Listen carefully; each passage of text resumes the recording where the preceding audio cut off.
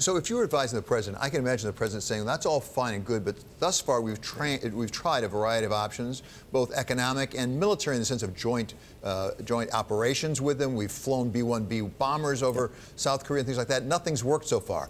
What do we have to do to ratchet it up to have some effect? Well, maybe the answer isn't ratcheting it up. Maybe it's finally accepting that North Korea is a nuclear power, and rather than go into trying to remove that capability, which probably won't happen, get back into something that we've done for decades with other countries, which is a containment strategy.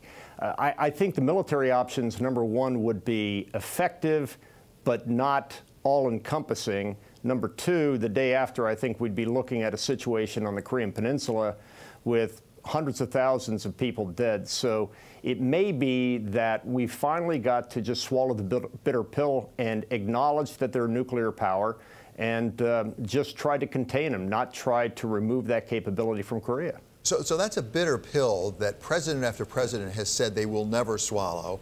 China said they don't want a nuclear Korean Peninsula. What would that do to Japan? What does it do to the neighborhood if you really say, okay, fine, you have nuclear weapons, North Korea?